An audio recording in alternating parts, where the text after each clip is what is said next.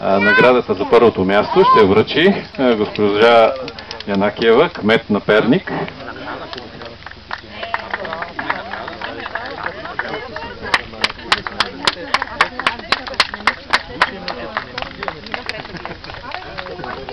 Има я. Лидия, нали?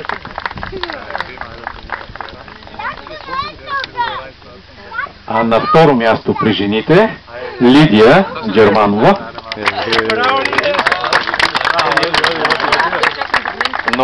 Много добър резултат. 4 метра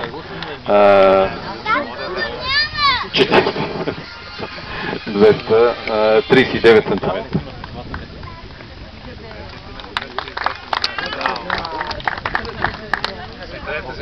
Браво на нашите момичета. И да продължим сега с мъжкото класиране. Отзад напред на 8-о място е Стефан Милушев.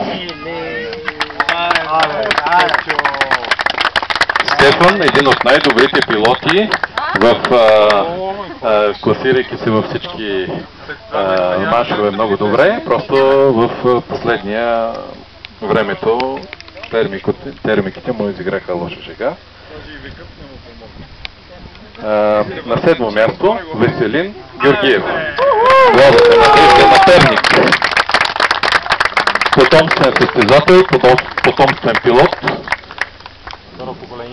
Абсолютно случайно се, че баща му беше съдия. На 6-то място Методи Методиев, България. Заслужил майстор на спорта. Условията са били ужасни.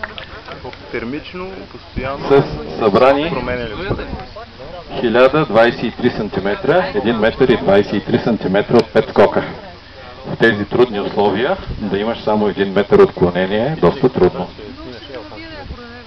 Прощавай се, 10 метра 23 см. Така, и идваме до 5-то място, което е на председател на клуб Перник Димитър Ралев.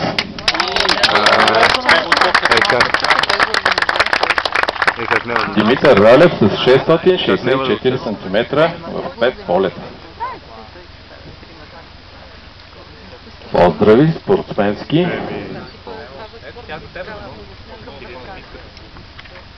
Идваме до 4-то място, на което също е член на клуб Перник, Бисер Андонов.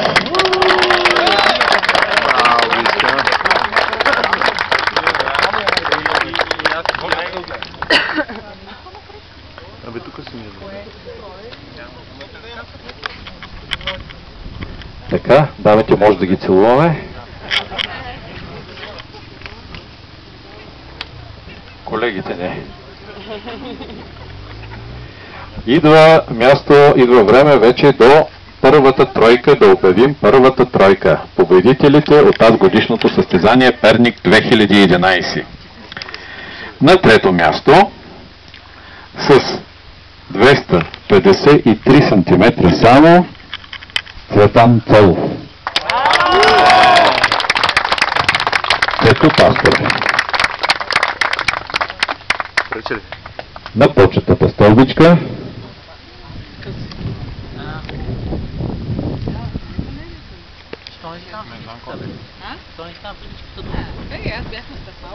браво, Цето, браво.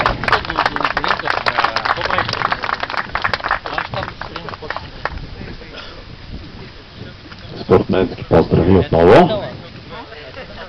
Всеки един от тази редица можеше да бъде и на стълбичката, просто зависеше малко и от късмета, освен от майстор-лък.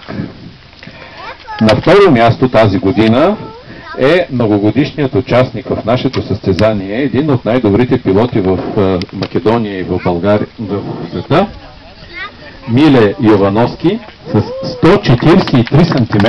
143 см в тези трудни условия. Поздравява своя син, който също е в тази редица.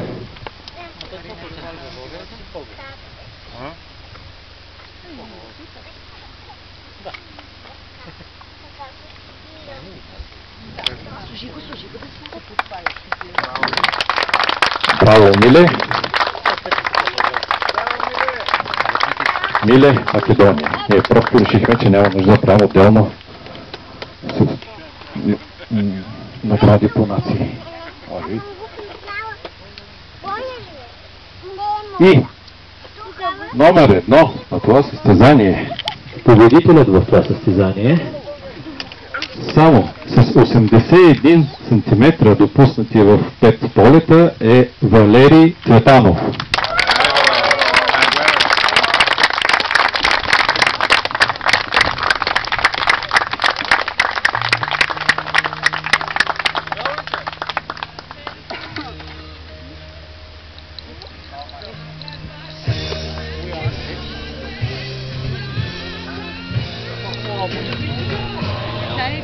Валери, най-атрактивният състезател на това състезание.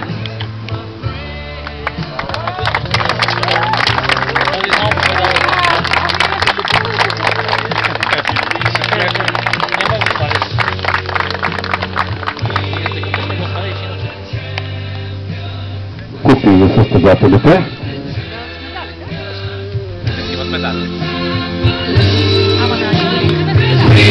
We are the champions.